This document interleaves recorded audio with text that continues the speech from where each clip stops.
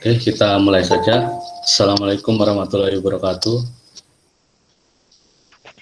Waalaikumsalam warahmatullahi wabarakatuh. Ya, selamat siang semuanya. Tentu ini sudah PJJ ya. Saya harap semuanya sudah makan siang biar hari ini kita nanti sampai jam 2:30 bisa tetap semangat untuk belajar. Nah, saya lihat di sini yang hadir sudah 32 orang ya. Kalau kata Abdi tadi biasanya sampai 50, berarti masih sekitar 18-an orang yang belum hadir.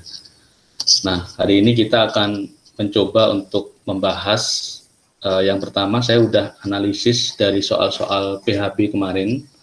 Ada beberapa soal yang memang cukup banyak siswa yang menjawab salah, tapi selain itu untuk rata-rata nilai sosiologi kemarin di atas 80.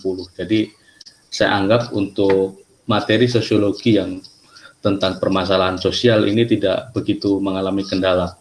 Karena memang untuk KD di 3.2 ini fokus pemahaman materinya dianalisis ya. Jadi bukan menghafal, apalagi dia banyak konsep-konsep yang memang terkait erat dengan kehidupan kita sehari-hari. Nah, sebelum kita lanjutkan, mari kita awali dulu dengan berdoa. Menurut agama dan kepercayaan masing-masing, berdoa dimulai.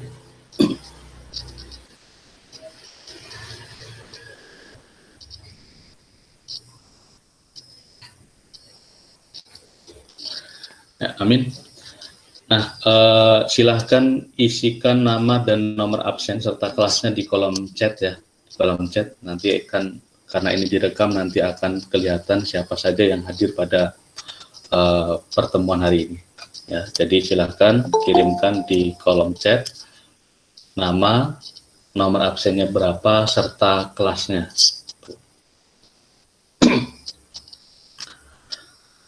Nah, tadi saya sudah sempat memberikan link Google Meet ini serta ada lampiran soal ya.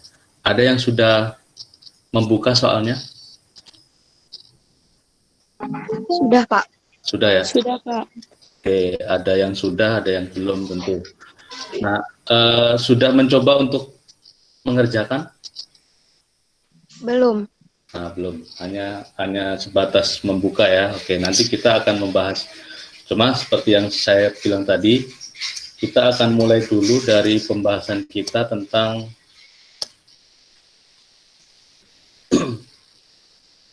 soal-soal PHB. Ya, jadi kemarin itu ada satu soal. Nah, ini soalnya nih. Satu soal ini di mana di kelas 11 IPS 1 itu ada satu orang yang benar. Sedangkan di kelas 11 IPS 2 itu sama sekali tidak ada yang benar. Saya nggak tahu apa pilihan jawabannya yang salah atau apa ya. Tuh, karena kalau dilihat dari sini, pilihan jawaban di sini itu saya kira sangat jelas, tapi ternyata banyak yang salah. Berarti yang salah saya, karena tidak banyak siswa yang menjawab benar. Itu kalau dilihat dari analisis soal, berarti yang salah soalnya. Saya konfirmasi dulu, ada yang mau masuk.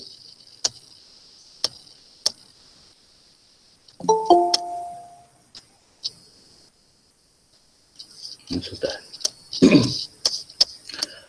Oke, kita mulai dari soal ini ya.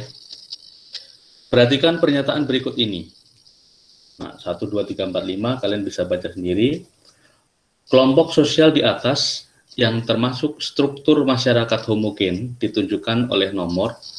Ini materinya tentang kelompok sosial, bahwa dalam masyarakat itu kita bisa membagi, ada masyarakat yang heterogen, ada masyarakat yang homogen.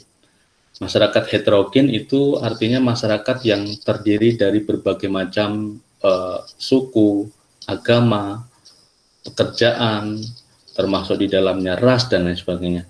Sedangkan masyarakat homogen ini masyarakat yang memang hampir seragam, baik itu dari segi kepercayaan, profesi, suku dan lain sebagainya. Nah, mungkin kalian terjebak di kata sama di sini, sehingga hampir semuanya menjawab ini 1, 2, dan 4. Nah, kalau kita perhatikan nomor 1, masyarakat terdiri dari suku bangsa yang sama. Nah, jelas ini parameternya jelas. Suku bangsa yang sama, berarti ini homogen. Ya. Lalu yang nomor 2, kepercayaan yang sama. Ini juga jelas homogen. Tapi apakah masyarakat yang berasal dari kota yang sama itu dikatakan masyarakat yang homogen? Nah, ini yang perlu menjadi catatan ya, bahwa perkotaan itu sudah masuk dalam kategori masyarakat modern. Nah, masyarakat modern itu heterogen ya. Misalnya nih, kita sama-sama dari Jakarta, tapi latar belakang agama kita bisa beda, suku kita bisa berbeda, pekerjaan bisa berbeda, dan lain sebagainya. Nah, masyarakat yang homogen itu lebih condong ke masyarakat yang primitif atau tradisional. Ya, kalau kita pergi ke daerah pedalaman Papua sana atau pedalaman Kalimantan itu, walaupun dia banyak, tapi kalau di pedalaman biasanya dia homogen, baik dari segi kepercayaan, suku bangsanya, dan lain sebagainya. Sehingga ini jawaban yang tepat hanya ada satu siswa yang menjawab benar, itu adalah yang nomor 1, nomor 2, dan nomor 3, karena ini masyarakat tradisional. Ya, yang salah di nomor 4 adalah berasal dari kota yang sama. Saya tekankan bahwa berasal dari kota yang sama belum tentu termasuk dalam struktur masyarakat homogen. Ini bisa dipahami ya untuk soal yang ini ya. Dan mungkin nanti akan saya koreksi, berarti saya yang salah karena tidak banyak siswa yang menjawab benar untuk soal ini. Ada pertanyaan tentang soal ini?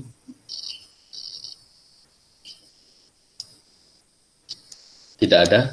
Oke, kalau tidak ada, kita akan lanjut ke soal yang nomor 2. Tapi ada yang mau masuk dulu. Bentar.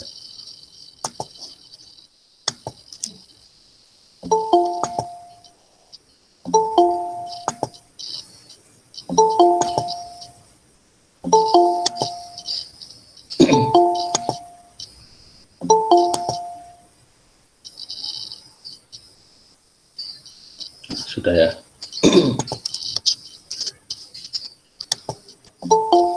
Masih ada lagi.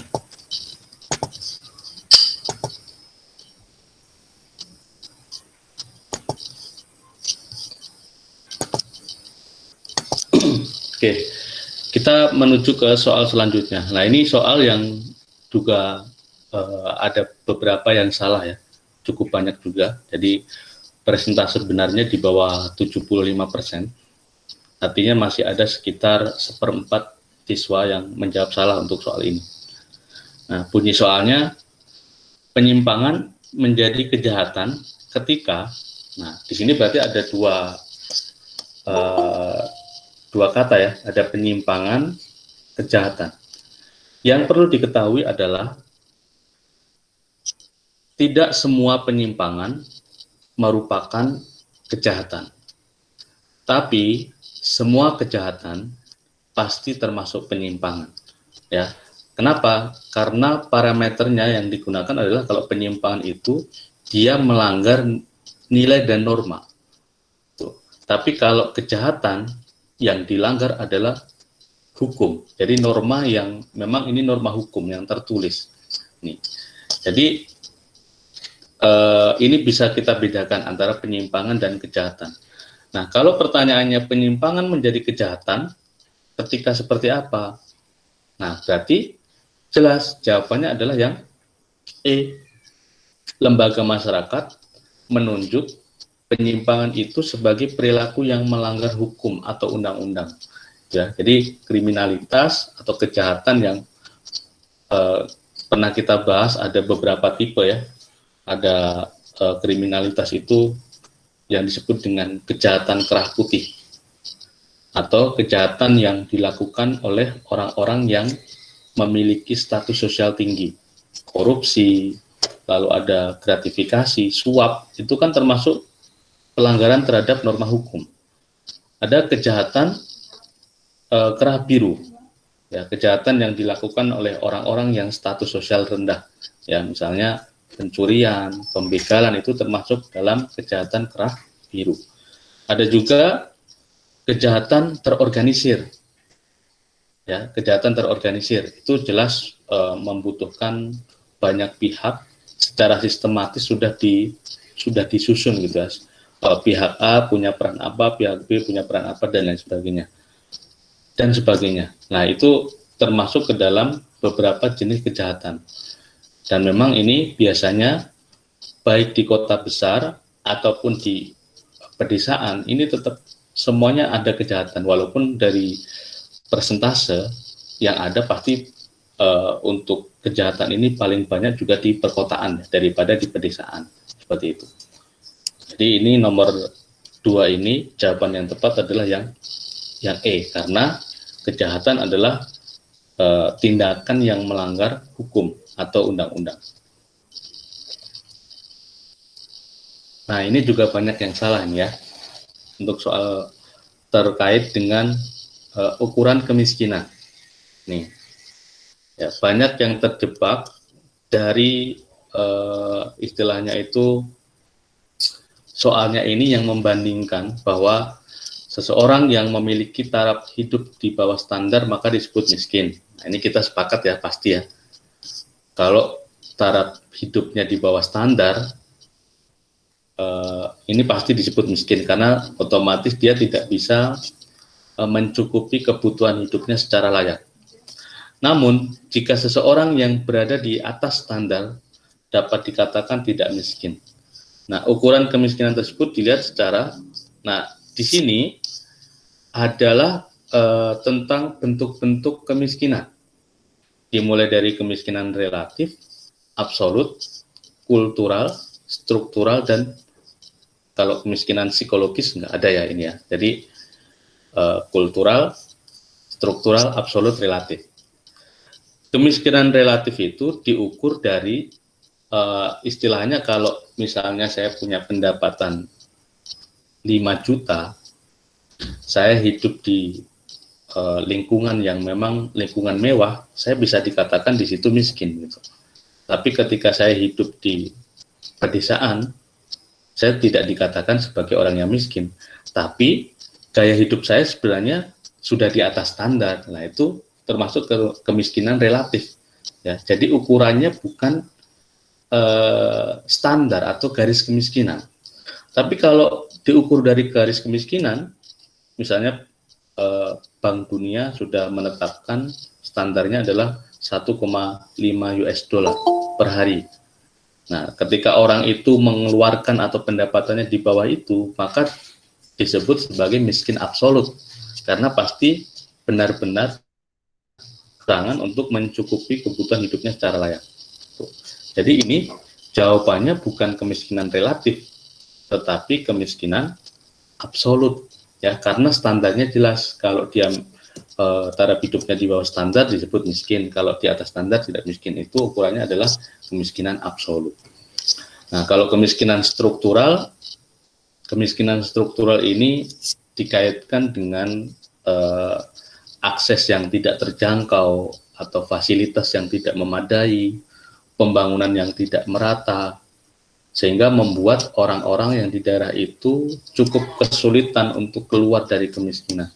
Ya, misalnya daerah-daerah pinggiran di Indonesia, ya mulai dari pelosok Papua, NTT, Kalimantan Utara, itu bagian dari kemiskinan struktural ya, karena memang akses jalan, kesehatan, dan infrastruktur lainnya belum memadai, sehingga orang sulit untuk keluar dari kemiskinan itu sendiri. Nah, tapi kalau kemiskinan kultural ini faktor penyebabnya adalah memang kebudayaan ya, secara turun-temurun. Ya, bahwa orang itu sudah nyaman dengan kondisinya. Mereka tidak ingin mencapai kehidupan yang lebih baik lagi. Nah, itu kemiskinan kultural. Oke. Nah, ada satu lagi yang masuk.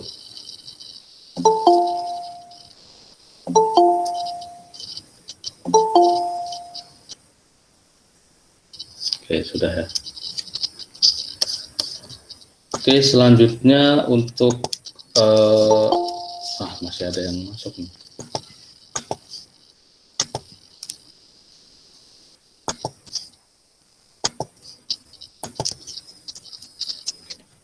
Nah, ini soal ini juga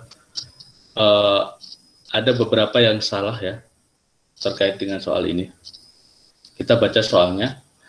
Dalam masyarakat tradisional, banyak orang tua beranggapan bahwa bekerja membantu orang tua lebih penting daripada sekolah, karena sesuai dengan kebiasaan masyarakat sejak dahulu. Akibatnya, banyak anak tidak dapat mengikuti program wajib belajar 9 tahun. Masalah sosial tersebut disebabkan oleh, ada yang mau jawab ini?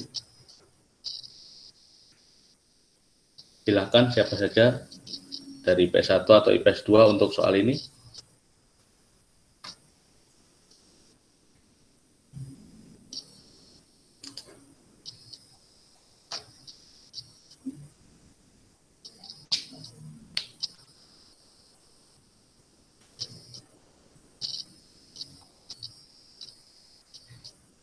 Kebudayaan masyarakat, Pak. Siapa ini? Sebutkan nama dulu ya. Dewi, Pak. Kebudayaan Dewi. masyarakat. Alasannya apa, Dewi? Bisa dijelaskan? Karena kan ada kalimat dalam masyarakat tradisional banyak orang tua yang beranggapan bahwa bekerja membantu orang tua lebih penting dibanding belajar. Jadi di sini kan di dalam masyarakat tradisionalnya, Pak. Jadi budaya pemikiran masyarakat tradisionalnya. Oke, benar ya, jawaban Dewi benar. Jadi masalah sosial terkait dengan rendahnya tingkat pendidikan di sini itu bukan dipengaruhi oleh latar belakang ekonomi karena tidak dijelaskan di sini ya. Kecuali kalau misalnya ilustrasinya menuliskan orang itu tidak mampu, miskin dan lain sebagainya, lah itu baru latar belakang ekonomi. Banyak yang menjawab soal di sini. Tuh. Nah, penyebab dari rendahnya tingkat pendidikan di sini adalah karena orang itu atau orang di dalam masyarakat itu percaya bahwa membantu orang tua lebih penting daripada sekolah. Nah, ini saya temui di Papua ya. Teman saya yang dulu ngajar di Papua, memang anak itu bisa tidak masuk sekolah kapan saja karena dia membantu orang tuanya bertani misalnya. Dan memang anak-anak yang meneruskan ke pendidikan yang lebih tinggi itu tidak begitu banyak. Karena ini kaitannya dengan masalah yang disebabkan oleh faktor kebudayaan masyarakat. Jadi tepat jawabannya adalah yang C. Oke, ada 2 soal lagi untuk soal PHB ya.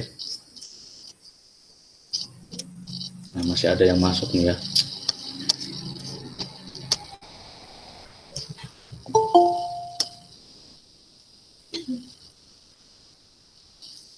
Saya kira udah masuk.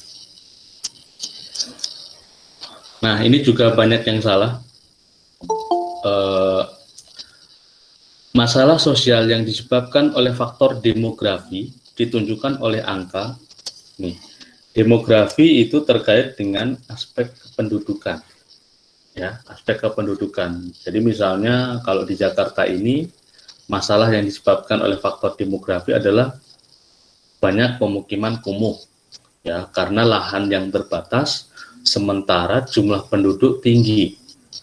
Kemacetan, karena memang volume kendaraan sangat banyak diakibatkan oleh banyaknya jumlah penduduk. Nah, itu faktor-faktor demografi. Nah, oleh karena itu, kalau dilihat dari sini, dari soal ini, nomor 1, benar atau tidak terkait dengan faktor demografi? Masyarakat pedalaman tidak dapat mengakses fasilitas pendidikan yang baik seperti masyarakat kota. Tidak, Pak. Nggak benar. Nah, salah ya. Ini salah. Ini bukan faktor demografi. Terus yang nomor 2, masyarakat desa kesulitan mengembangkan usahanya karena kekurangan penduduk usia produktif.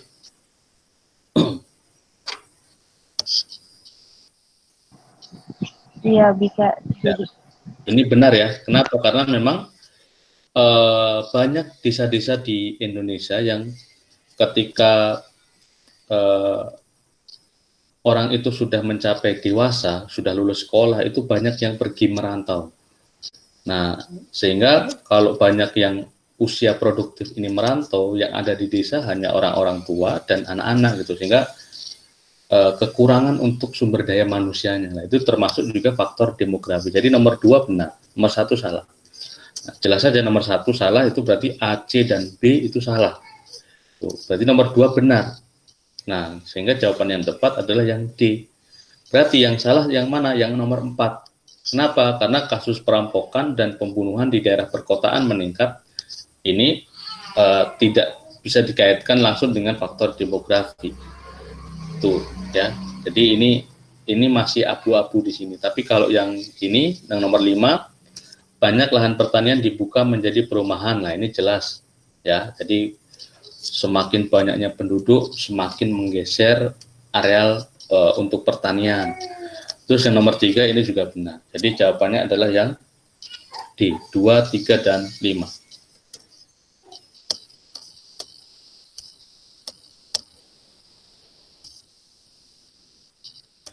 Nah, terakhir di soal PHB,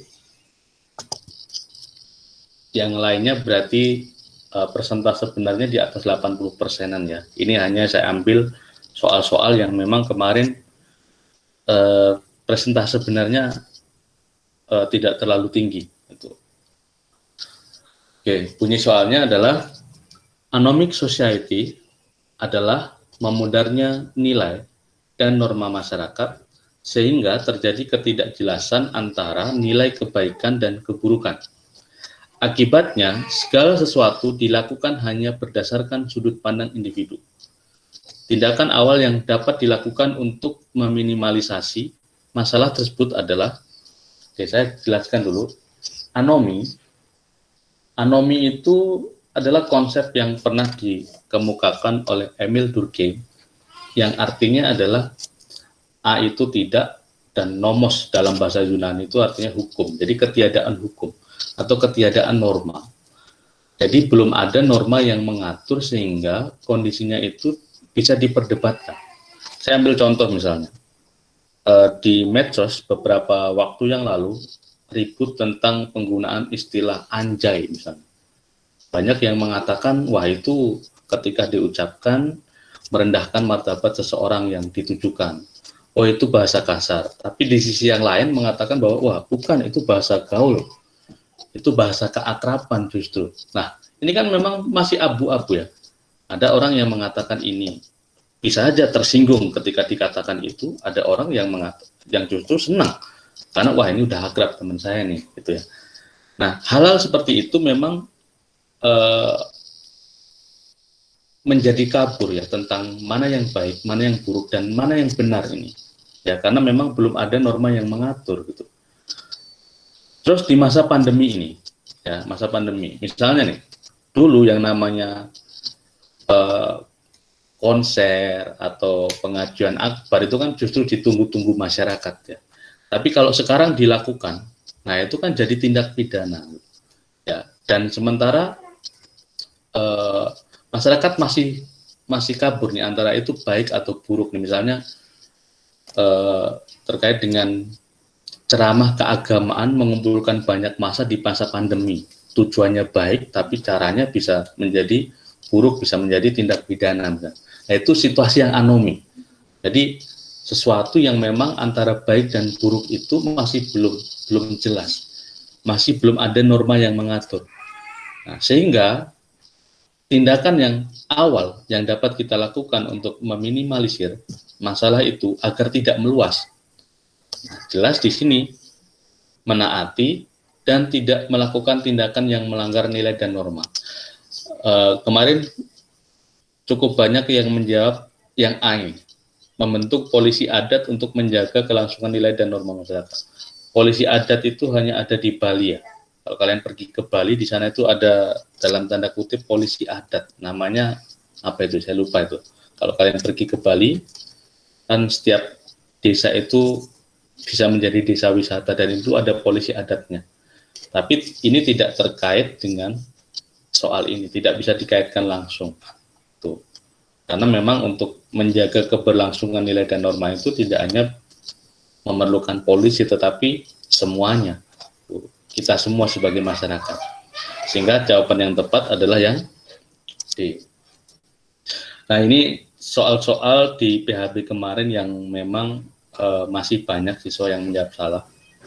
Dan saya sangat bersyukur karena untuk rata-rata nilai di kelas 10 IPS, 11 IPS 1 dan IPS 2 ini menyentuh angka 80 sekian. Ya. Jadi saya kira untuk materi di KD 3.2 ini tidak terlalu banyak persoalan karena memang bentuknya analisis. Nah, kita lanjutkan ke soal yang tadi saya share ya, terkait dengan soal simak. Nah, ini kita coba untuk mengerjakan bersama-sama. Nomor 1, ini petunjuknya sama seperti biasa ya, tinggal memilih jawaban A, B, C, D, atau E. Tuh, kalau soalnya seperti ini. Mungkin bisa dibaca sebentar di sini, silahkan.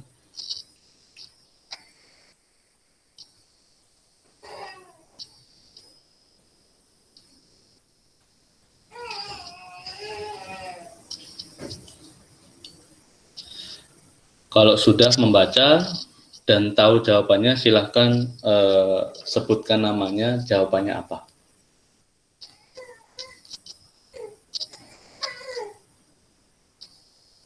Ini soal kelas 10 ya, kelas 10 tentang interaksi sosial. Kalian sudah mempelajari ini, ada asosiatif, ada disosiatif.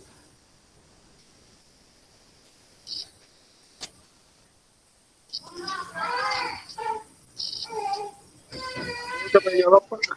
Ya, siapa ini? Anda, 10 IPS 1.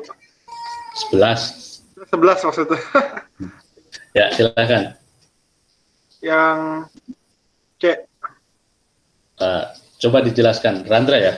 Ya. Nah, ya. Ya, karena yang lain itu kan dia kayak yang lain disosiatif gitu, karena ada yang bentuk kayak persaingan gitu, ada yang dikucilkan gitu, dia sendiri yang saling menguntungkan gitu. Oke. Jadi yang asosiatif ini yang saling menguntungkan dan mengarah jawabannya ke yang C ya. Ya, coba kita cek, saya sudah buat pembahasannya. Nah, ini terlihat nggak tulisan saya di situ? Atau terlalu kecil ya? Kelihatan, Pak, kelihatan. Terlihat, Pak. Nah, ini Jelas, Pak. sesuai dengan yang tadi saya kirim untuk soalnya. Jadi gini, ini yang ditanyakan adalah interaksi asosiatif. Interaksi asosiatif itu adalah interaksi yang mengarah pada persatuan atau hubungan kerjasama. Nah, lawannya disebut sebagai interaksi disosiatif. Nah, karena mengarah pada hubungan kerjasama dan persatuan, ada beberapa bentuk dari interaksi asosiatif ini. Ada asimilasi. Asimilasi itu meleburnya kebudayaan menjadi kebudayaan baru yang menghilangkan kebudayaan sebelumnya, itu asimilasi. Nah, akulturasi. Akulturasi itu kalau ada percampuran dua kebudayaan. Jadi kata yang saya gunakan, satu melebur, satu percampuran. Kalau percampuran berarti identitas kebudayaan yang lama itu masih ada. Itu namanya akulturasi. Misalnya dalam hal seni, dalam hal musik, fashion, itu banyak akulturasi. Nah, lalu ada akomodasi. Akomodasi ini upaya untuk meredakan konflik. Jadi ketika ada permasalahan di masyarakat yang menjadi konflik, maka perlu ada upaya akomodasi. Bentuknya apa saja? Ada banyak sekali ya, ada mediasi, ada konsiliasi, arbitrasi, dan lain-lain. Itu adalah bentuk akomodasi. Nah, yang dijawab Randra tadi, yang C, ini adalah bagian dari kooperasi atau kerjasama, ya, yang mana bentuk dari yang lebih khusus adalah joint venture. Jadi joint venture ini artinya adalah usaha patungan.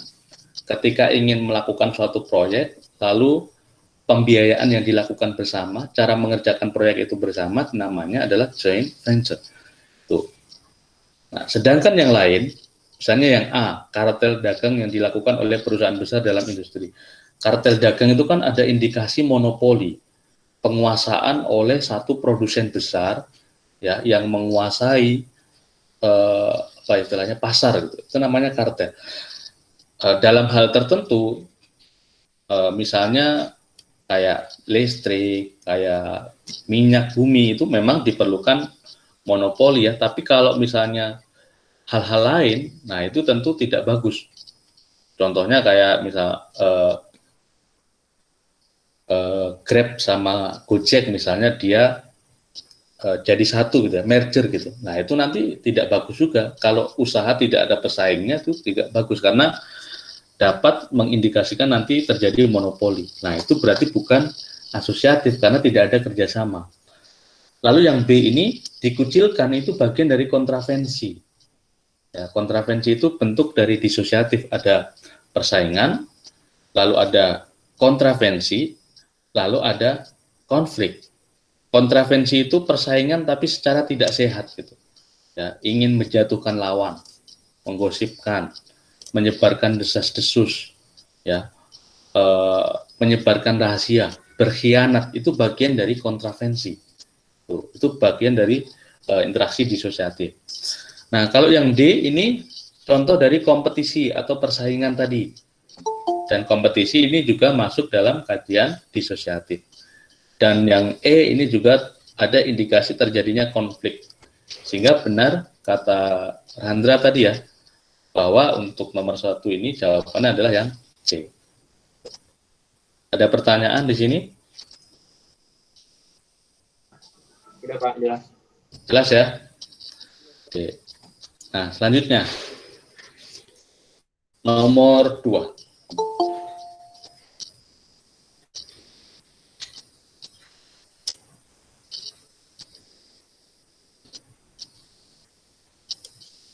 Bentar, saya ini dulu ya, ada yang mau masuk bentar.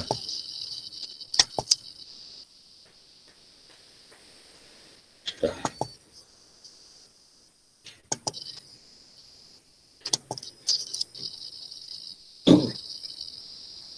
Nah, nomor 2 ini mungkin kalian agak asing ya, tapi ini sebenarnya pernah disinggung di kelas 10 tentang tokoh dan teori sosiologi.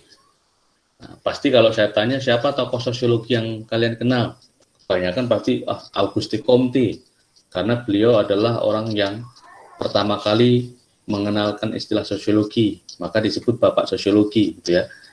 Tapi sebenarnya ada banyak sekali tokoh-tokoh sosiologi yang memang berkontribusi terhadap perkembangan ilmu sosiologi itu sendiri, termasuk ini. Nih, ya. Dalam proses produksi sering dijumpai seorang buruh yang sibuk dengan pekerjaannya tanpa melakukan interaksi dengan buruh di sekitarnya. Kondisi ini menyebabkan buruh mengalami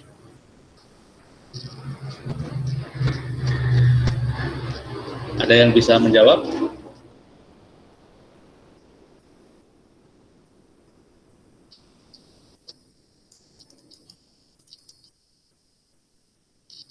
Nah, ini belum ada ya. Oke, wajar kalau belum ada karena ini lebih dalam ya. Kita mempelajari tokoh dan teori sosiologi.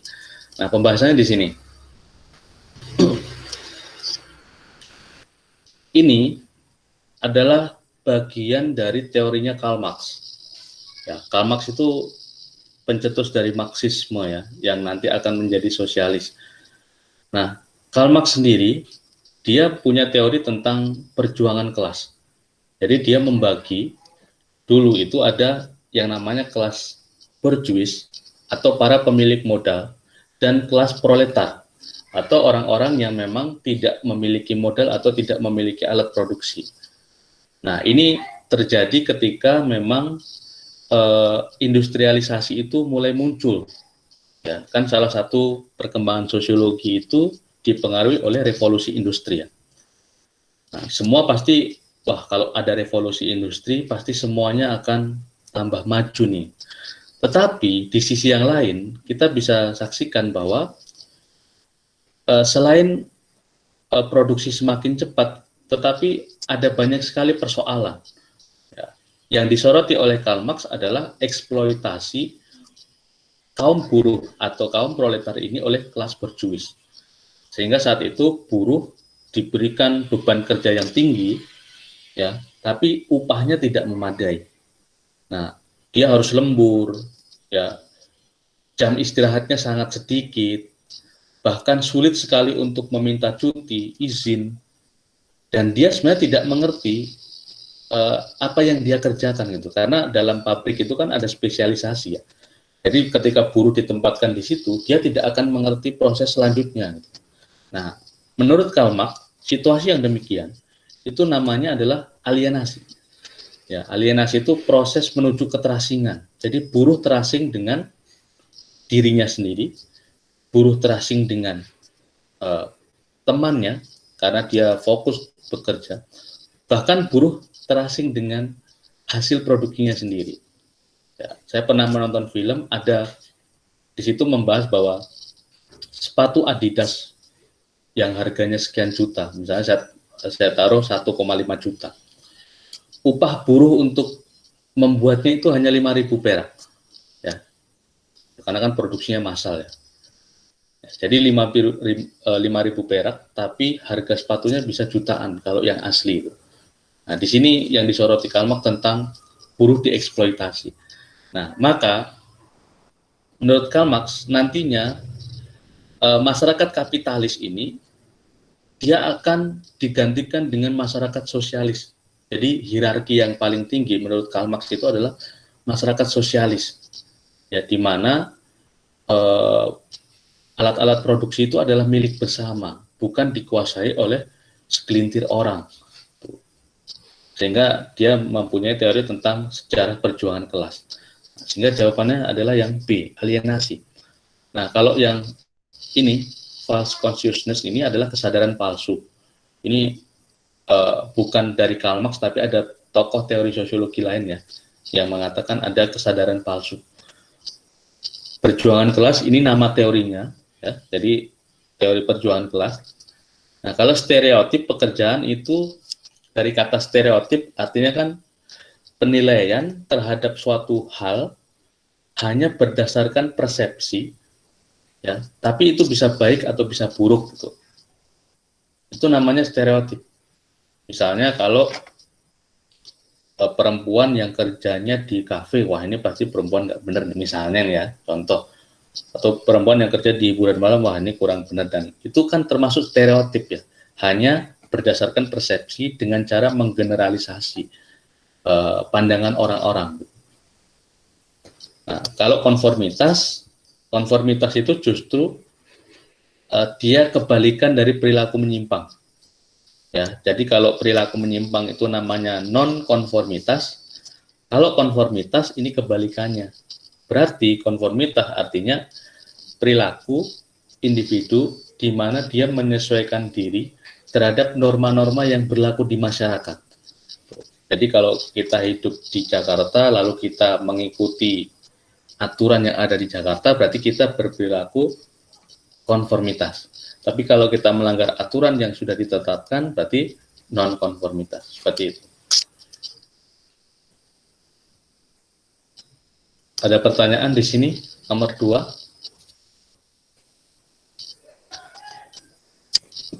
Enggak, Pak, jelas. Jelas ya. Oke, kita lanjut ke soal nomor 3. Tidak ada yang masuk ya. Bentar.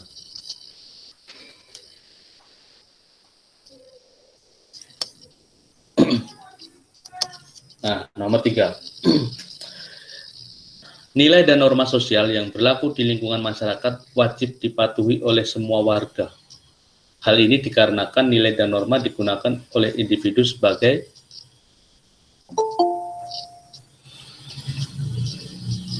Ada yang tahu bedanya antara nilai dan norma?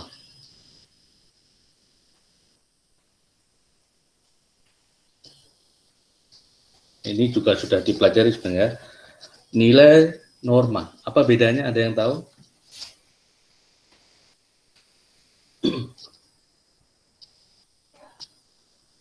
Atau jawabannya dulu deh. Ini dari soal nomor 3 ini? Ada yang bisa menjawab?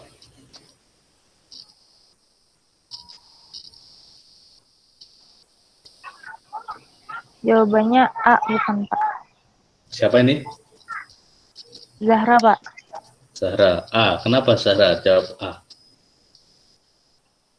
Iya, kalau misalkan ada nilai dan norma gitu, itu jadi kayak patokan gitu loh Pak, kayak pedoman untuk pengambilan keputusan dalam bertindak dan berperilaku dalam lingkungan tersebut.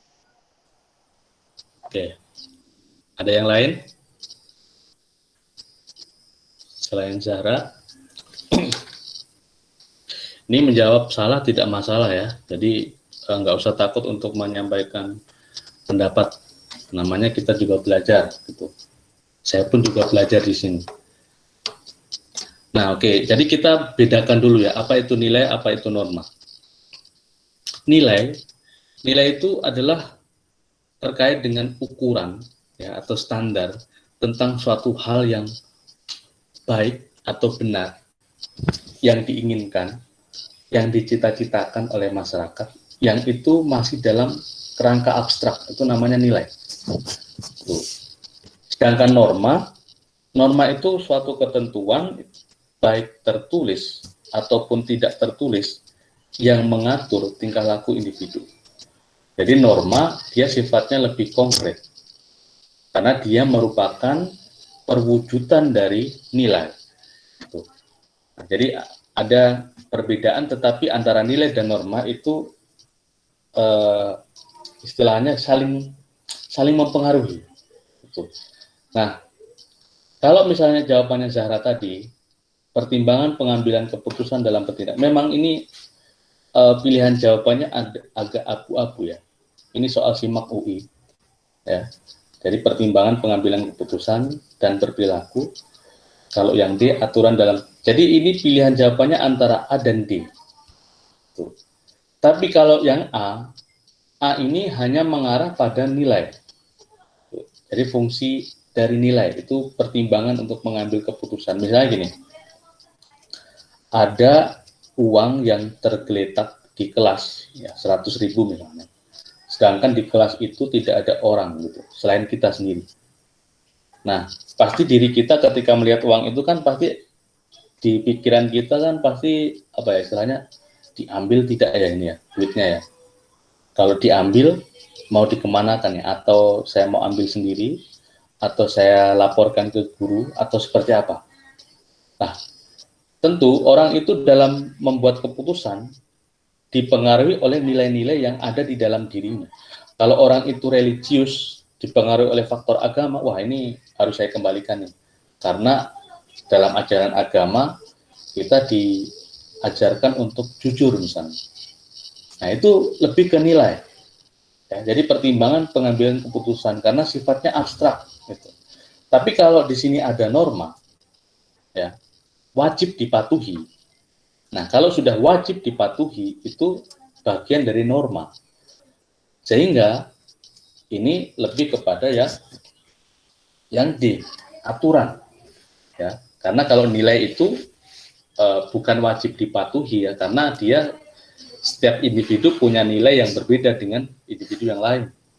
Tapi kalau norma itu suatu kesepakatan bersama. Tuh.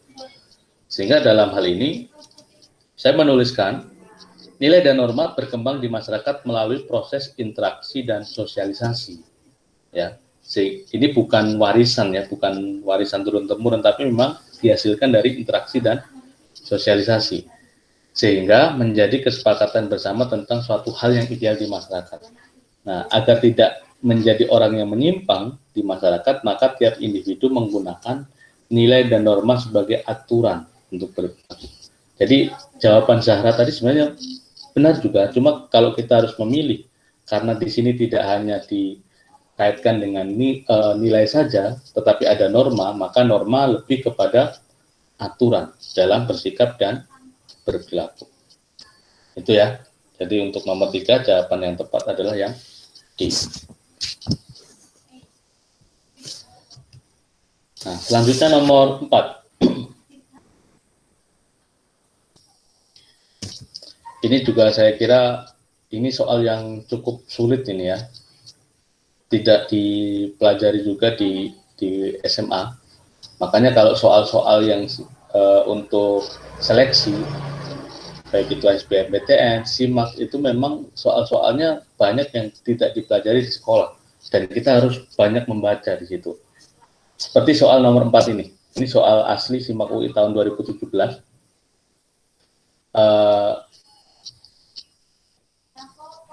Yang pertama, perkembangan masyarakat menurut Auguste Comte terjadi secara revolusioner dalam 3 tahap. Ada yang tahu 3 tahap perkembangan masyarakat menurut Auguste Comte ini?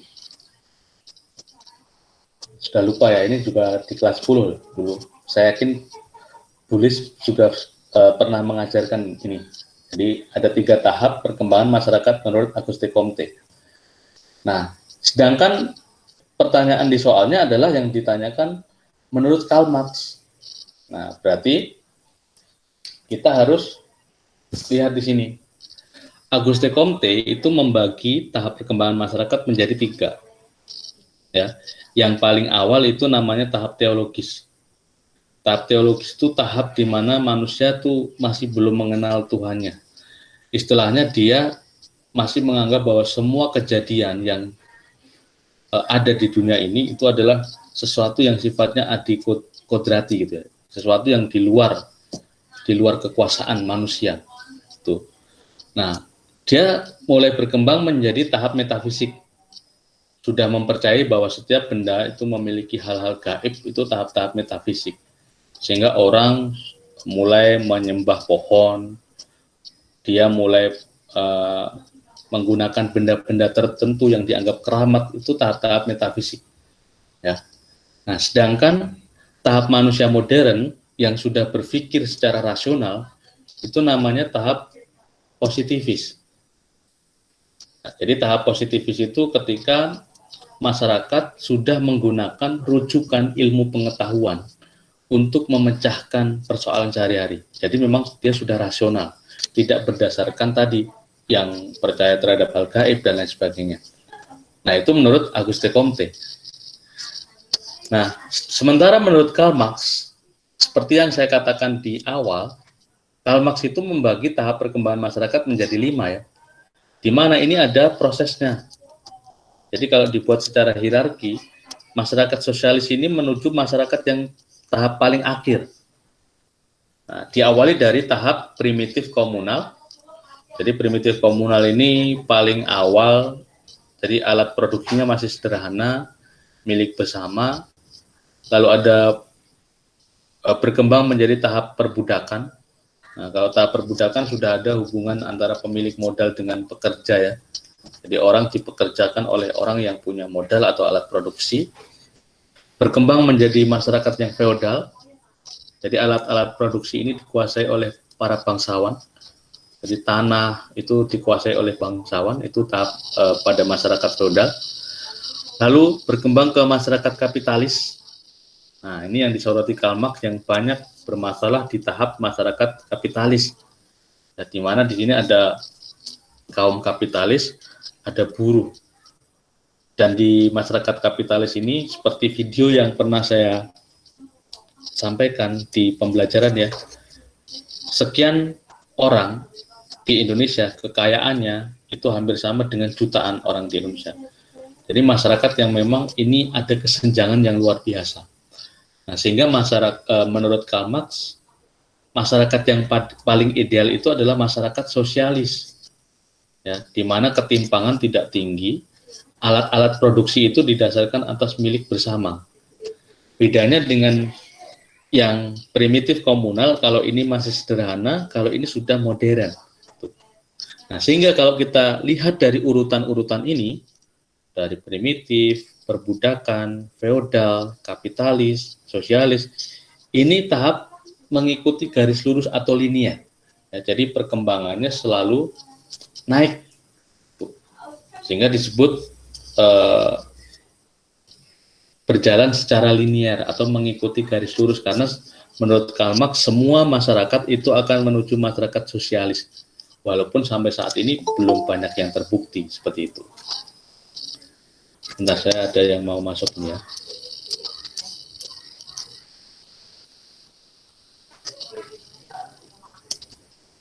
Oke.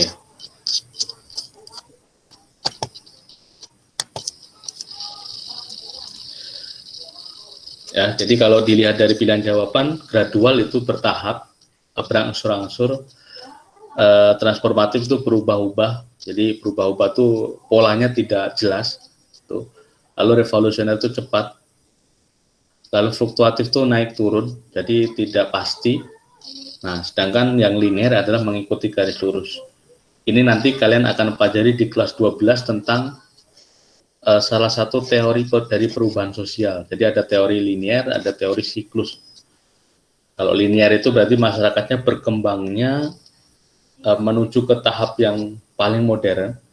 Sedangkan kalau teori siklus itu dia berkembangnya apa istilahnya kembali ke seperti semula, itu teori siklus. Nanti akan dipelajari di kelas 12. Ini nomor 4 ya. Nah, sekarang nomor 5.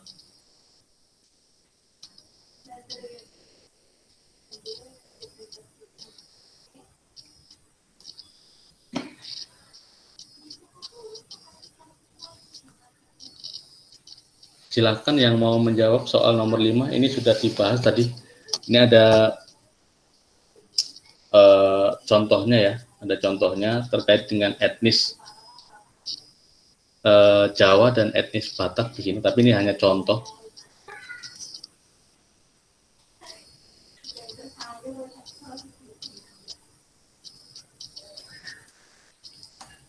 Ada yang bisa membedakan antara diskriminasi, sentimen, prasangka, persepsi, stereotip?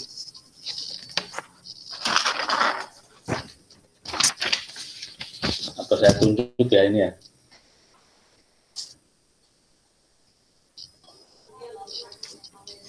Nomor absen 19, IPS 2 siapa ya?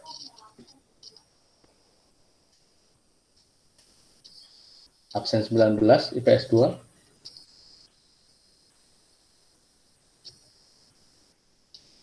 Oh iya, sakit Nabila ya. Nabila nggak usah. Absen 22, IPS 2.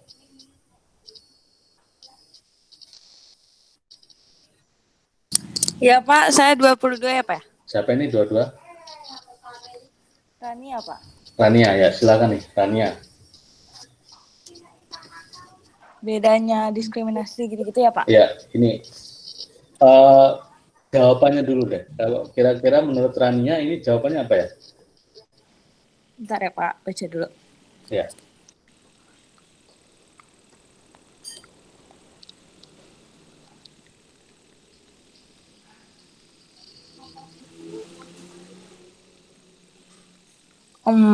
Oke.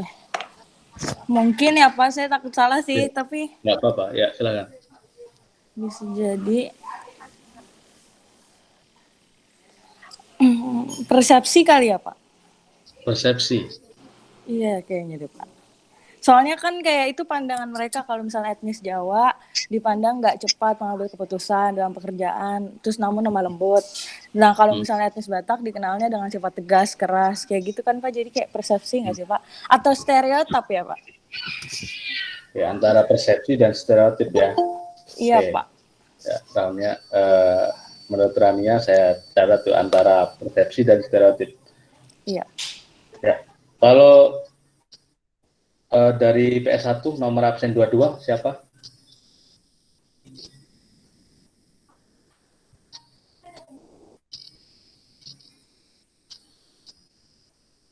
Oh, Riza nggak ada ya di sini ya. Nomor absen 34 ada?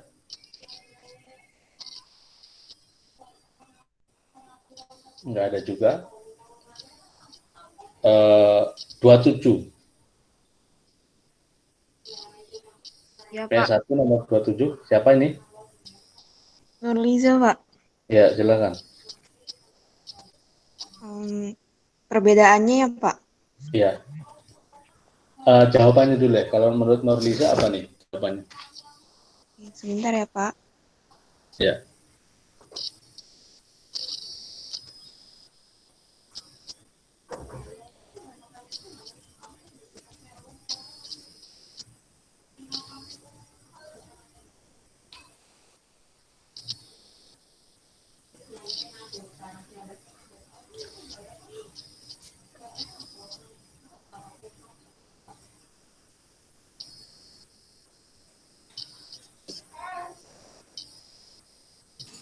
Bapak, Yang Ya. bukan Pak. Apa? Ya. iya Pak, tadi saya ganti saya jadi stereotip. Oke. Soalnya juga itu kan ya. kayak kepercayaan. Iya ya Pak. Iya, jadinya kan stereotip penilaian Penilaian terhadap terhadap etnis. seseorang. Iya, Ya. Pak. Oke. Jadi bedanya di sini. Nah, ini hampir sama ya antara diskriminasi, sentimen, prasangka, persepsi, stereotip. Ini hampir sama. Cuma kalau yang saya garis bawahi di pandangan atau citra kaku yang melekat pada etnis tertentu. Jadi kita semacam memberikan label atau semacam memberikan penilaian terhadap etnis tertentu atau kelompok tertentu yang mana sebenarnya itu belum tentu benar. Seperti yang saya katakan di awal tadi, ini hanya berdasarkan asumsi dengan cara menggeneralisasi suatu hal yang belum tentu berdasarkan fakta. Nah, itu adalah stereotip.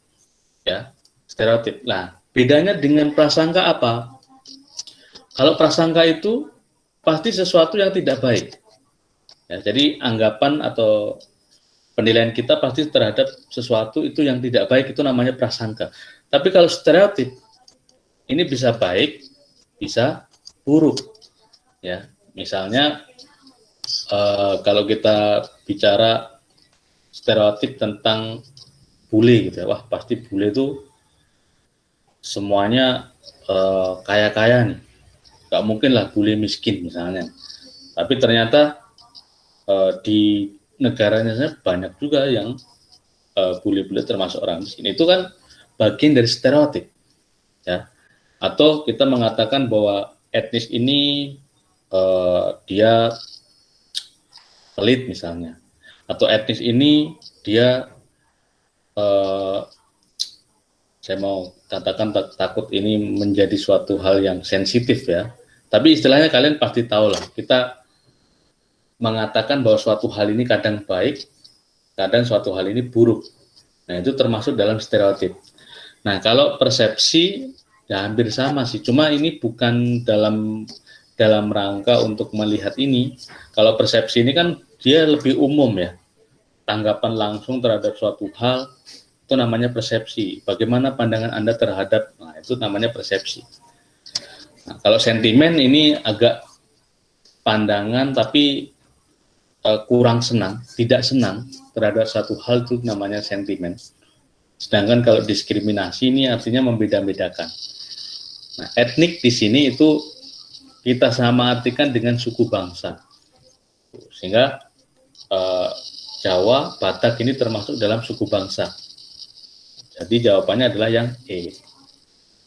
Jadi jawaban Rania sama Nurlisa tadi benar ya, yang E. Nah, selanjutnya nomor 6. Nah, nomor 6 ini materinya tentang mobilitas sosial. Mobilitas sosial itu intinya adalah perpindahan status ya. Kalau di sini dikatakan mobilitas sosial vertikal, berarti ada perpindahan status atau kedudukan dari tempat satu ke tempat lain yang lebih tinggi ataupun lebih rendah. Karena vertikal itu bisa vertikal naik, bisa juga vertikal turun. Tuh. Maka dari soal ini kira-kira yang termasuk mobilitas vertikal yang mana? Apakah nomor 1? Di era teknologi yang semakin canggih, banyak pengemudi online yang beralih profesi dari ojek pangkalan menjadi ojek online? Tidak, Pak. Salah ya. Kalau ojek pangkalan, ojek online ini masih sama stratanya nih. Berarti mobilitas sosial horizontal. Terus nomor 2? Iya, Pak. Nah, benar ya, karena dari kader partai menjadi wakil gubernur. Nah, ini kan tentu naik jabatan ya, punya jabatan strategis. Nah, ini ada mobilitas sosial vertikal naik. Nomor 3? Nomor 3 iya, Pak, kayaknya, Pak. Dimutasi. Tidak, Pak, tidak. Nah, salah ya. Kalau dimutasi itu kan dia dipindah tugaskan tapi tetap dalam jabatan yang sama. Tuh. Itu namanya mutasi. Tuh. Berbeda dengan dipromosikan. Misalnya Rio akan dipromosikan menjadi manajer, yang awalnya adalah staff. Kalau dari manajer ke staff namanya demosi. Jadi kalau mutasi itu masih horizontal. Berarti yang nomor 2 benar, nomor 1 dan 3 salah. Terus nomor 4, Prakayudi saat ini sedang mengikuti sekolah calon bintara yang diadakan di Magelang, Jawa Tengah. Ini yang bapaknya polisi pasti tahu ini ya.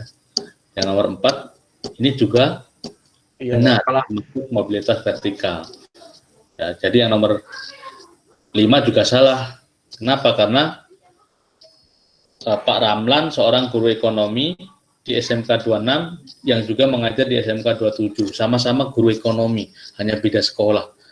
Nah, ini juga mobilitas sosial horizontal. Berarti yang tepat antara yang nomor 2 dan nomor 4. Ya. Nah, pilihan ini nanti pembahasannya saya bagikan ya seperti ini. Nah, selanjutnya nomor 7. Ini soal tahun 2018. Seorang Bali berkasta sudra sudah berhasil dalam usaha perdagangan yang dirintisnya dan menjadi pengusaha yang kaya raya. Kesuksesan dan kekayaan yang diperolehnya tidak bisa membuatnya naik ke lapisan kasta lainnya seperti Waisya dan Satria. Hal ini terjadi karena sistem stratifikasi yang tertutup, yaitu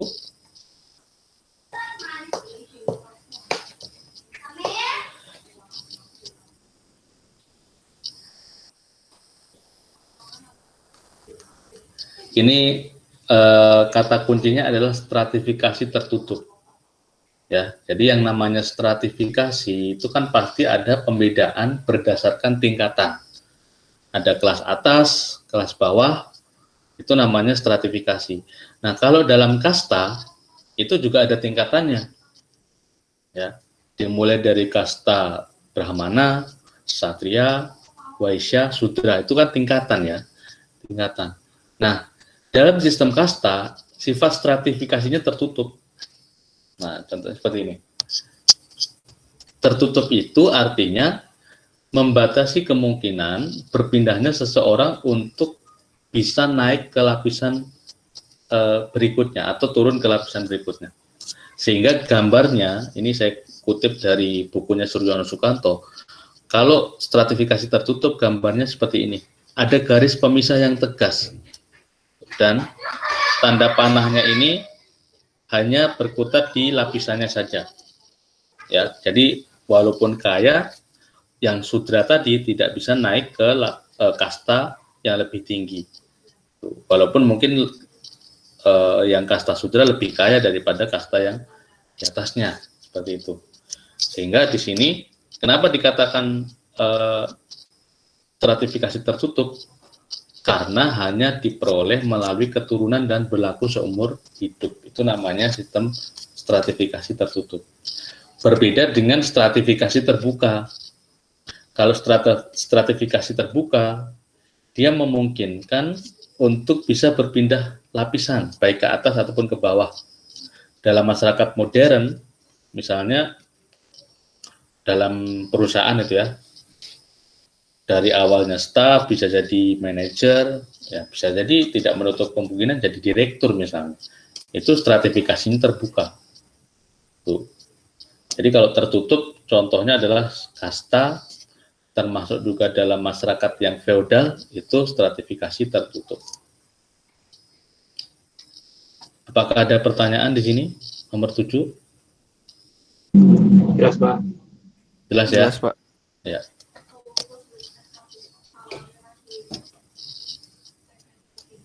Oke, nomor 8 sekarang.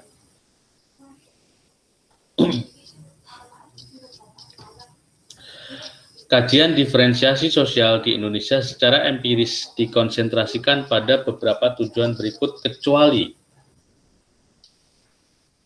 Nah, saya mau katakan bahwa kalau stratifikasi tadi itu adalah pembedaan masyarakat secara bertingkat, diferensiasi ini membedakan masyarakat secara setara, sejajar, horizontal. Ya. Jadi kalau di Indonesia kajian diferensiasi itu dikaitkan misalnya dengan keberagaman suku, keberagaman ras, keberagaman budaya, agama, antar golongan itu adalah kajian diferensiasi. Karena kita tidak bisa membandingkan suku satu lebih tinggi kedudukannya dari suku lain, agama satu lebih baik daripada agama yang lain, walaupun bagi setiap orang yang menganut agama tertentu atau berada di suku tertentu pasti punya keyakinan, wah saya lebih baik. Nah itu namanya nanti primordialisme ya, yang dia memegang teguh apa yang dianggap sejak lahir, yang nantinya bisa menjadi etnosentrisme. Nah kalau sudah etnosentrisme, dia sudah mulai menganggap dirinya lebih unggul dari yang lain. Nah oleh karena itu, kajian diferensiasi sosial, kalau saya katakan tadi terkait dengan suku, agama, ras, dan golongan, tujuannya apa kita mempelajari itu? Ada yang punya jawaban? Ini kecuali ya. A bukan Pak, A Pak. Siapa nih? Zidan Pak. Zidan. Oke, alasannya Zidan bisa dikasih tahu? Nggak tahu Pak. Hanya bisa jawab ya, nggak punya. Oke. Mungkin Zidan melihatnya antara B, C, D, dan E ini jawabannya hampir sama ya? Iya Pak, Ya. pasti. Ya, melakukan identifikasi kerawanan konflik horizontal. Konflik horizontal itu konflik yang setara ya. Konflik antar suku, antar agama itu namanya konflik horizontal. Tapi kalau sudah konflik antara buruh dan majikan itu namanya konflik vertikal. Nah ini benar yang B. Membangun kesadaran akan perilaku Bhinneka Tunggal Ika. Ini juga tepat ya. Jadi walaupun berbeda-beda, tetapi kita tetap satu jua. Tuh. Mewujudkan integrasi sosial, integrasi juga persatuan. Ya, jadi sama dengan yang C. Membentuk pribadi yang sadar dengan perbedaan juga sama. Jadi tepat ya jawabannya kecuali yang A. Tuh, menentukan strategi resolusi konflik. Ini bukan kajian dari diferensiasi. Tuh, tapi kalau yang B ada kaitannya karena konflik horizontal dalam suku, agama, atau ras itu memang rawan di Indonesia dan ini menjadi suatu hal yang sensitif. Tapi bukan berarti kita menentukan strategi resolusi konflik. Kalau resolusi konflik itu berarti bagian dari kajian yang lain. Ada materi khusus yang membahas tentang resolusi konflik. Jadi jawabannya adalah yang A, karena kecuali. Nah ini pembahasannya nanti saya kira. Selanjutnya nomor 9.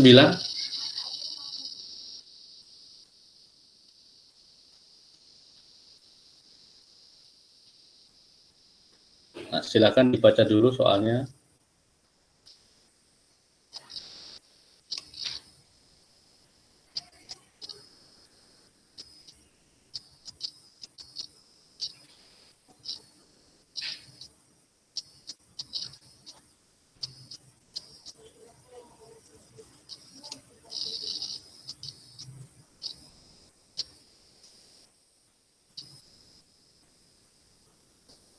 Ada yang bisa menjawab?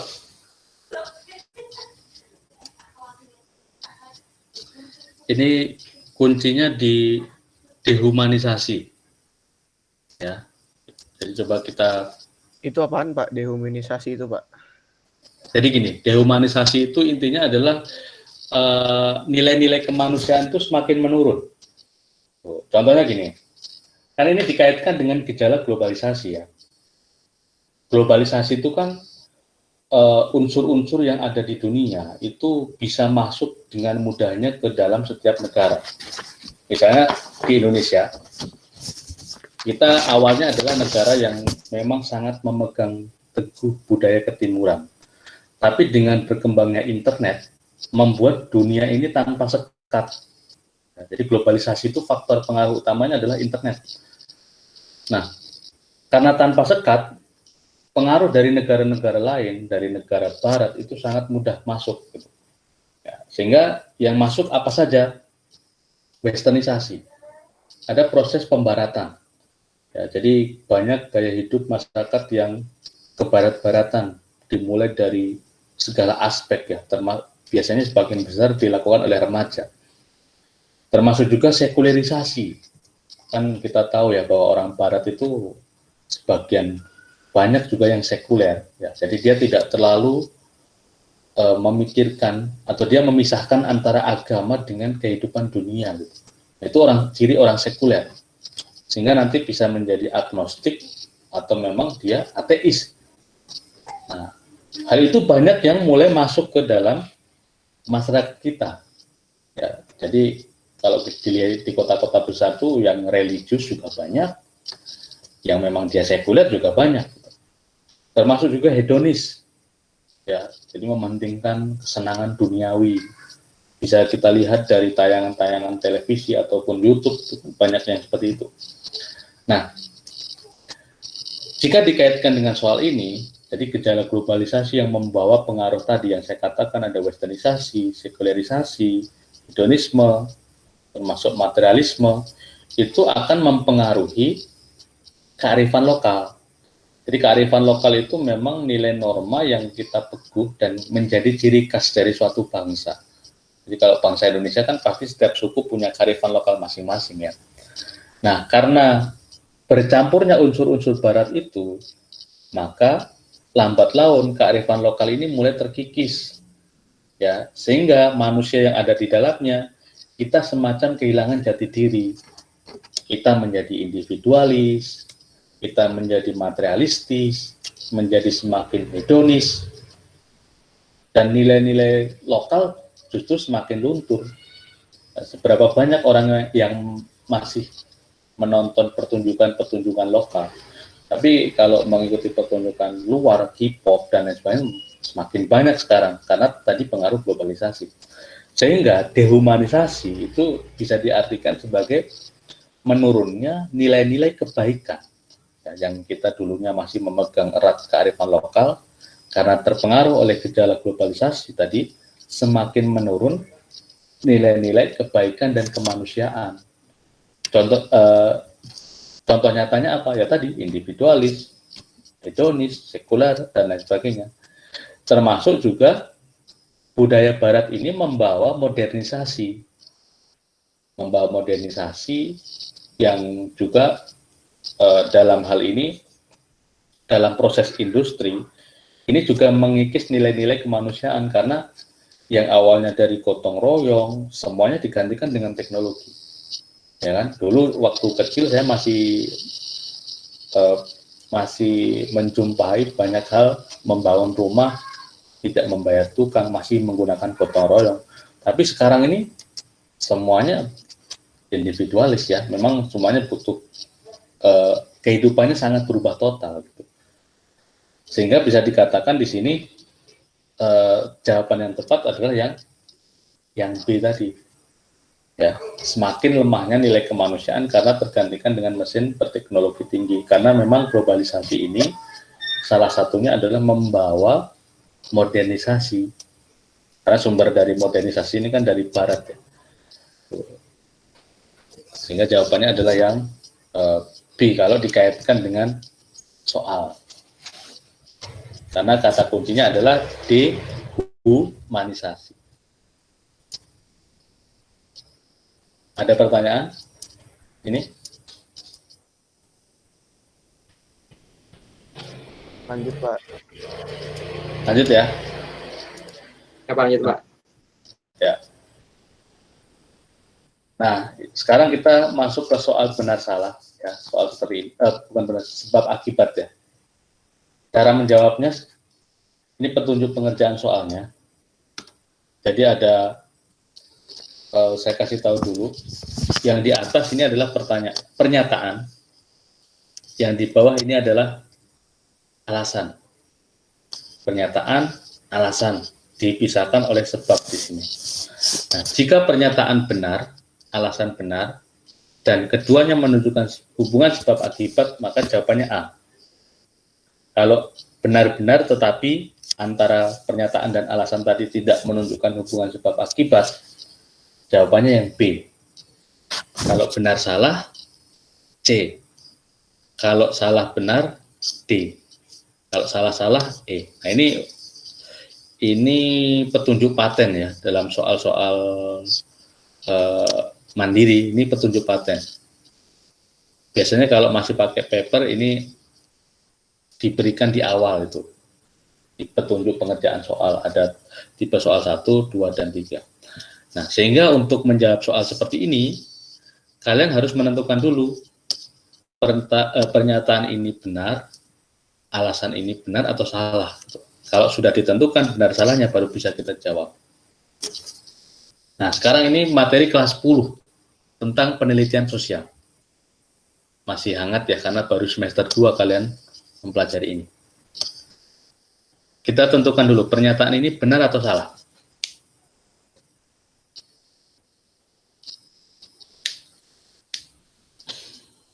Kelakuan dan perbuatan kelompok punk yang hidup di jalanan sangat meresahkan.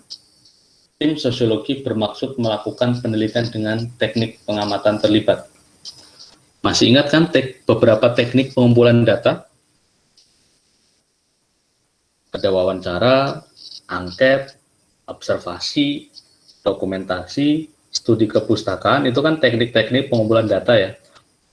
Nah, salah satu bentuk dari teknik pengamatan atau observasi itu adalah teknik pengamatan terlibat atau participant observation. Apakah benar kalau kita mau mengkaji kelakuan atau perbuatan kelompok punk ini dengan teknik pengamatan terlibat, kira-kira efektif atau tidak ini? Silakan berargumen.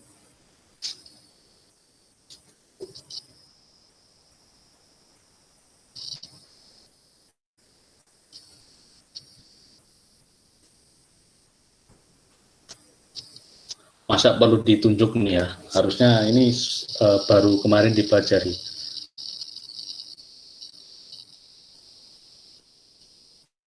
Ayo, ada yang mau berpendapat ini kira-kira pernyataannya benar atau salah?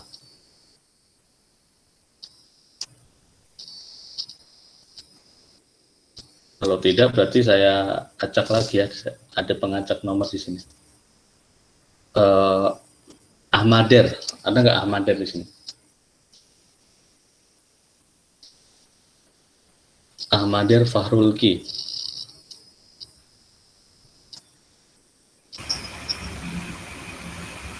Ya Pak. Ya, silakan Ahmader dijawab benar atau salah.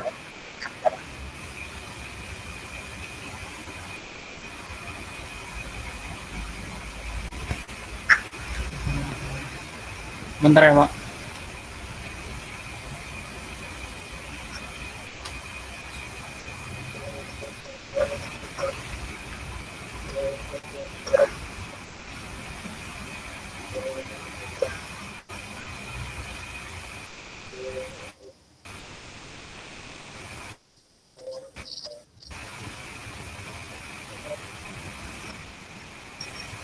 Gimana? Benar Pak. Benar. Alasannya? Iya. Alasannya? Kelakuan dan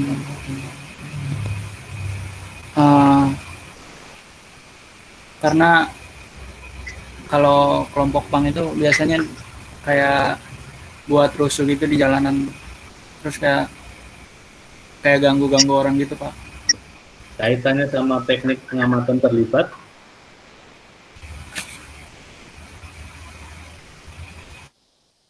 Oke. Tapi udah menjawab benar tadi ya Ahmader. Saya ke siswa selanjutnya yang di bagian alasan. Iya Pak. Eleonora Tisya. Ya Pak. Ya, silakan yang bagian alasan. Oke, kalau menurut saya itu Pak, ya benar. Ada hubungannya juga karena tuh apa namanya participatory observer itu kan kayak kehadiran peneliti secara langsung itu Pak, kayak ngelihat si kelompok punk ini gimana gitunya. Jadi menurut saya itu efektif sih untuk Efektif. ini. Oke. Tapi apakah ada hubungan sebab akibat?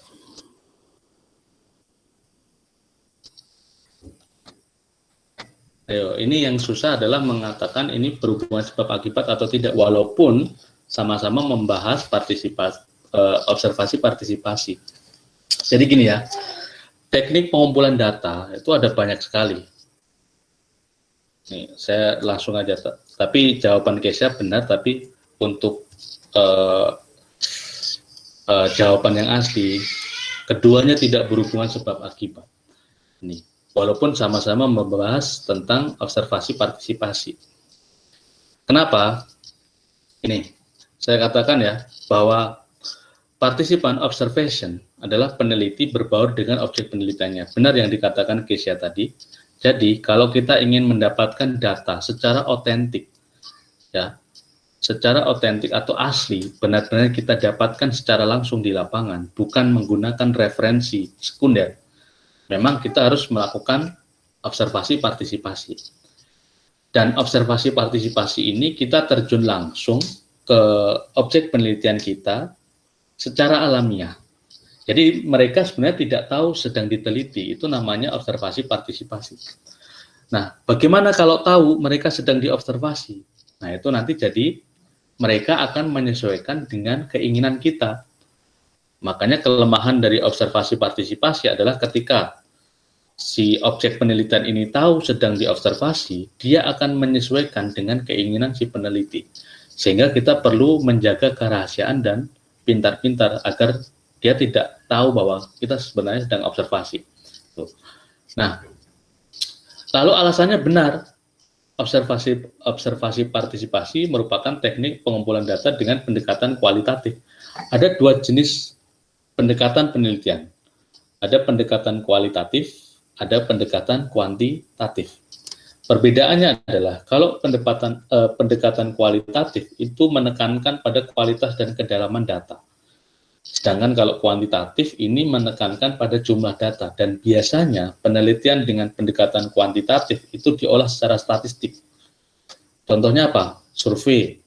Ya, kalau kita mau survei tentang misalnya sekarang ini bagaimana perilaku masyarakat di masa pandemi COVID ini, apakah dia sudah menerapkan protokol kesehatan yang baik misalnya, itu kan jenis penelitian survei ya, dengan pendekatan kuantitatif. Tuh. Nah, dan pendekatan kuantitatif ini biasanya teknik pengumpulan data utamanya adalah angket. Tapi kalau kualitatif, karena kita bukan mengolah data secara statistik, tetapi lebih kepada analisis secara mendalam, maka teknik pengumpulan data yang paling utama adalah wawancara dan tadi observasi. Jadi yang utama, yang primer adalah wawancara. Sedangkan observasi partisipasi, termasuk juga studi kepustakaan, ini hanya tambahan. Ya, karena kita tidak boleh hanya menggunakan satu teknik pengumpulan data, karena bisa jadi bias nanti. Ya, kalau tidak ada pembandingnya. Nah, saya katakan ini tidak berhubungan sebab akibat karena memang membahasnya tidak secara berkaitan langsung. Nah, saya beri contoh yang berhubungan sebab akibat. Ini karena ini waktunya sudah mau habis ya, agak saya cepatkan aja. Nah, contohnya nomor 11 ini. Ini langsung saja saya jawab. Kalau kita baca, jadi teknik menjawab soal seperti ini bisa dibaca dari pernyataan dulu, bisa dibaca dari alasan. Kalau dibaca dari alasan, kata sebab ini kita ganti dengan maka. Tuh, ya. Jadi bisa kita baca dari atas, misalnya lembaga permasyarakatan dan rumah sakit jiwa dikategorikan sebagai institusi sosial. Sebab pada kedua lembaga tersebut terjadi proses resosialisasi yang secara radikal mengubah perilaku seseorang melalui pengisolasian dari masyarakat, serta kegiatan-kegiatan yang terstandarisasi oleh aturan-aturan yang jelas dari pihak-pihak yang berkepentingan. Bisa juga kita baca dari bawah. Pada kedua lembaga tersebut terjadi proses rekonstruksi dan sebagainya, maka lembaga permasyarakatan dan rumah sakit jiwa dikategorikan sebagai institusi sosial. Jadi kalau ini pernyataan dan alasan ini kayak kalimat yang tersambung, ini baru bisa dikatakan berhubungan sebab akibat. Ya, jadi untuk nomor 11 ini benar, dan berhubungan sebab akibat. Ya, jadi kalau yang tadi dia berdiri sendiri, maka tidak disebut sebagai berhubungan sebab akibat. Tuh. Ada pertanyaan dulu, sebenarnya masih ada empat soal lagi ya. Saya tampilkan satu soal lagi yang seperti ini. Seperti ini. Nah, ini soalnya, cara menjawabnya, kalau bentuknya pernyataan 1, 2, 3, 4, nah cara menjawabnya seperti ini. Dan sampai salah ya. Kalau jawabannya A, berarti yang benar itu 1, 2, dan 3. Kalau B, berarti 1 dan 3. C, 2 dan 4. D, 4 saja yang benar. Kalau E, semuanya benar. Ya, ini nanti perlu dicatat, dihafalkan ya. Nah, coba kita jawab satu soal ini. Peran yang dapat dimainkan oleh lembaga pendidikan sebagai berikut. Berarti tinggal ditentukan dulu mana yang benar. Dengan rumus yang tadi ya, 1, 2, 3, 1, 3, 2, 4, 4, dan 1, 2, 3, 4. Apakah nomor 1 benar? Peran lembaga pendidikan ini melalui lembaga seni tari, penampilan seni tari, setiap akhir tahun ajaran TK Karya Bangsa berusaha melestarikan kebudayaan nasional. Benar ya Pak? Benar ya? Nah, berarti fungsi lembaga pendidikan sebagai tempat untuk melestarikan kebudayaan. Kan kita diajarkan tentang lagu-lagu daerah dan lain-lain ya, itu berarti benar. Terus yang nomor 2, setelah pemaparan visi dan misi, semua peserta didik baru akan melakukan pemilihan ketua OSIS yang baru. Tidak ya Pak? Tidak? Iya, tidak. Tidak ya, bukan tidak ya Pak? Tidak Pak. Alasannya? Karena itu apa kan, ini kan lembaga pendidikan Pak, itu kan bukan secara umumnya gitu, menurut saya. Oke. Yang nomor 2 juga benar sebenarnya. Kenapa? Karena kita diajarkan tentang berpolitik dan hidup berdemokrasi. Kan kalau kita dewasa, kalian nanti usia 18 tahun kan bisa milih ya. Bisa milih presiden, gubernur, DPR, dan lain-lain. Nah, bagaimana cara mengajarkan itu sebelum terjun langsung? Ya, dari sekolah. Kan kemarin di SMA 14, penyampaian visi misi oleh ketua OSIS, lalu dilanjutkan dengan pemilihan umum, yang prinsipnya luber dan jurdil ya. Langsung, umum, bebas, rahasia, jujur, dan adil.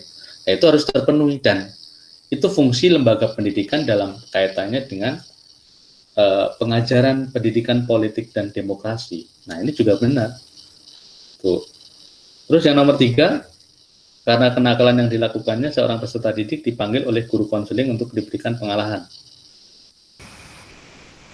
Nah, kalau 1, 2 benar, nomor 3 pasti benar Pak. Benar ya, 1, 2 benar, nomor 3 pasti benar, karena rumusnya tidak ada 1, 2, 4 itu tidak ada.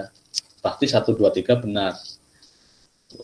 Ini juga terkait dengan fungsi lembaga pendidikan untuk menanamkan karakter, ya, proses sosialisasi. Nah, tinggal nih nomor 4 benar atau salah?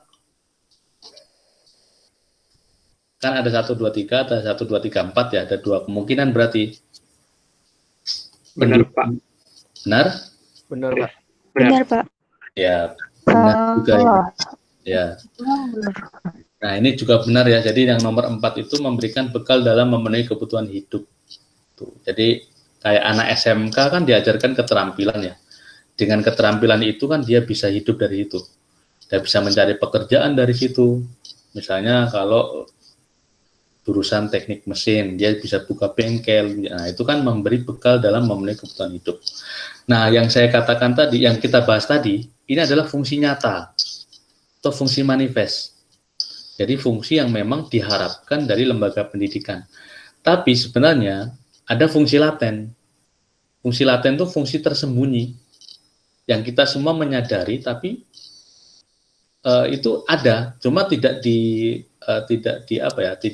langsung kelihatan gitu. Misalnya apa? 1, mengurangi beban orang tua dalam hal pengawasan. Ya, kalau ada sekolah kan orang tua banyak yang menyerahkan pendidikan anaknya ke sekolah gitu ya, ke gurunya gitu. Itu kan dalam tanda kutip mengurangi beban orang tua dalam hal pengawasan terhadap anak. Terus fungsi laten kedua, memperpanjang masa remaja. Kok bisa? Karena dengan sekolah, dengan pendidikan, ya otomatis istilahnya kita masih tergantung dengan orang tua, ya masih tergantung dengan orang tua. Misalnya dalam hal kebutuhan ekonomi, kita tidak bekerja yang harusnya 18 tahun itu sudah dikatakan dewasa, karena kita kuliah sampai 23 tahun, maka memperpanjang. Terakhir, menunda pernikahan. Ya, banyak orang-orang yang sekolah sampai ke perguruan tinggi, ini sampai menunda usia nikah. Karena memang orang yang berpendidikan cenderung dia menunggu istilahnya umur atau saat yang pas, sehingga bisa dikatakan ini fungsi laten. Oke, karena sudah jam 2:30 lebih sedikit ya, mungkin hari ini kita cukupkan di sini pembahasan kita. Ada beberapa soal yang belum kita bahas, tapi nanti untuk pembahasannya saya kirimkan di grup ya. Pastikan semua siswa sudah menuliskan nama dan nomor absennya di sini. Oke, terima kasih. Kita tutup dengan doa. Berdoa mulai.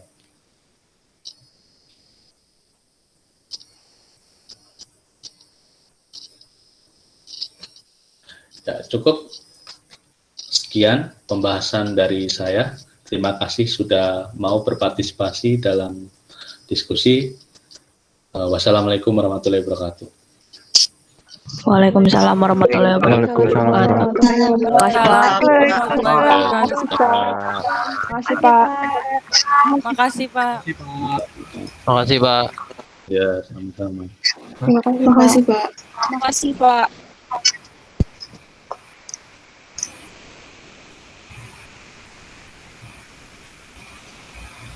Terima kasih Pak. Assalamualaikum. Waalaikumsalam. Makasih, Pak.